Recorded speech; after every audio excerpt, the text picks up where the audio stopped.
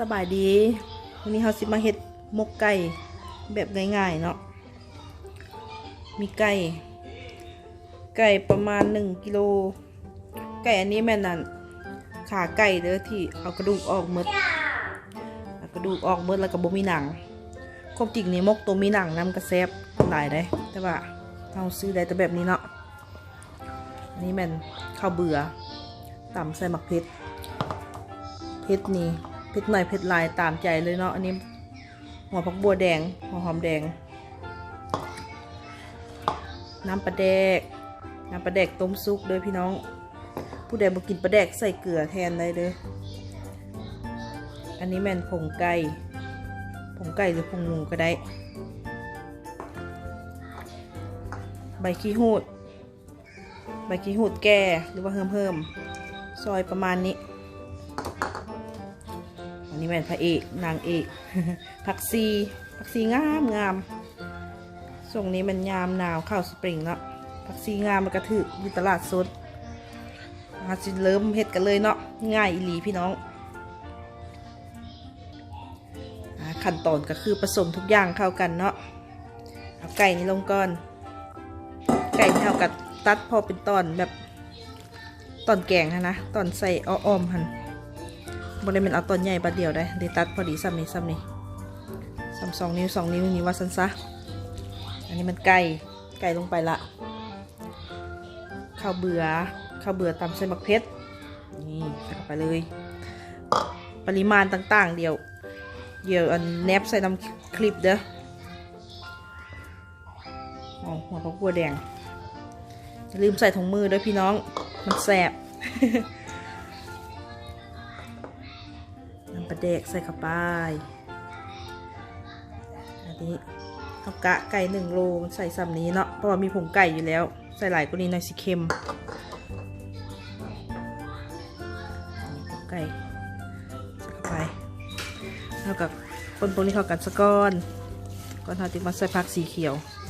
สูตรนี้บ่ต้องไข่ไก่บ่ต้องอย่างทั้งนั้นเลยเพราะว่าข้าวเบื่อเราใส่อ้าวลายมันเป็นตัวเสื่อมแล้วนะหลังจากใส่ข้าวเบื่อที่ตำใส่มะเขือหัวหอมแดงผงไก่แล้วก็น้ำปลาแดกต้มซุปใส่แล้วก็พอแต่มันเข้ากันเนาะใบขี้หูดซอยใบขี้หูดนี่เพิ่มความหอมหมกป่าหมกไก่กับดับข้าวอันนี้พอผักลงใส่กับแบบพอดำพอดีเด้ออันผักซีนะใส่ลายกับขิวได้แบบลายเกินนะบางคนก็บ่มักกินผักซีสดเนาะเอามาใส่แบบพวกมกพวกอย่างละแซ่บดีแล้วก็เป็นแนวมันอีก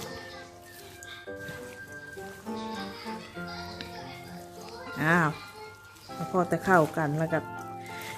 เดี๋ยวฮอตขั้นตอนการห่อมกบัดนี้ในระหว่างนี้เราก็ตั้งกันหม้อซึ่งไว้เนาะค้างน้ำหม้อซึ่งไว้หม้อซึ่งพอดีฮ้อนก็ยกขึ้นตั้งไฟเลยเลยพอมาฮอตขั้นตอนการห่อมกเนาะถ้าบุ้ยใบตองยามนี้นะยามใดก็เกือบว่าบุมีใบตองสุดงามๆนะไปอยู่นี่มันลมแห้งก็เลยใส่ไผ่ก็ใส่เบกกิ้งเพเปอร์นี่ครับฟอยล์แผ่นฟอยล์เนาะนี่ค่อยตัดไว้หลายๆเห็นบ่นี่หลายเติบแล้วเรากะเอาเนาะประมาณอันไก่เฮาหมดนี่ก็สิได้ประมาณ5-6 มกนี่แหละเขาก็จีกตัดไว้ตามนั้นไม่ยากห่อกะใช่นี่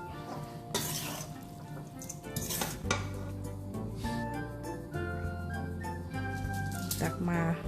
ปริมาณเท่าพอใจนั่นแหละเพราะว่าเราเฮ็ดกินเองสูตรนี้ได้ทั้งมกไก่มกป่าเด้อกับเพียงแต่เปลี่ยนจากไก่เป็นป่าเรื่องเค็มเรื่องเผ็ดนี่แม่นแล้วแต่ผู้มักเนาะมักเค็มแห้งกับใส่ผงไก่ผงหมูหรือว่าน้ำปลาแดกหันตื้มมักเผ็ดกับเผ็ดตื้มว่าสั้นซะแต่อาหารพวกนี้เฮ็ดเผ็ดจังหน่อยมันสิแซ่บดับข้าวเพราะว่ากินกับข้าวเหนียวดิ เริ่มละเริ่มห่อละจับ2 อันมาจุกกันสิพับเข้าพับข้อที่1ข้อที่2จับไว้สินี่คือห่อใบตองแหละคิดซะว่าเป็นใบตองดีงามแบบแน่นหนาเดี๋ยวสิมาห่อให้มันมืดแล้วจะขึ้นตังมงซึ่งละเด้อห่อไปห่อมาก็เดินทางมาฮอดมกสุดท้ายแล้วเนาะมกสุดท้ายแล้วอันน้อย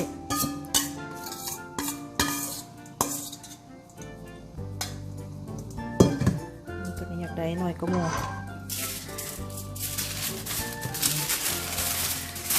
สูตรนี้หันบ่ได้เผ็ดปานไหนเด้อสำหรับคนที่กินเผ็ดได้หันบ่เผ็ดปานไหนสำหรับคนที่มักเผ็ดแล้วแม่นเป็นเผ็ดกลางแล้วนี่เพราะว่าคนอยู่เฮือนหลังนี้มันกินเผ็ดบ่ได้หลายเนาะผู้ชายนะพวกผู้ชายนะตัวนี้มันไซส์มินิเดินน้อยๆนะครับเนได้ทั้งหมดห้ามกใหญ่1 มกน้อยใส่ซึ่งกันเด้อบัดนี้สำเร็จแล้วเนาะจะเอาไปตั้งไฟไว้ละเด้อประมาณ40 นาทีก็พอแล้ว40-50 นาทีก็ว่าไปแบบไฟแห้งเต็มที่นะนี่มาข้าวเหนียวไว้เรียบร้อยหาแรงมือนี้ก็เป็นมกไก่อย่างเดียวแปลว่า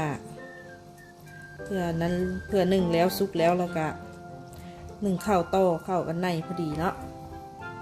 ขอบใจเด้อที่ชมคลิปฝากกดไลค์กดแชร์ติดตามด้วยเด้อและขอโทษนำเสียงอันแบ็กกราวด์นะเพราะว่าแม่ครัวนี่มีลูกน้อย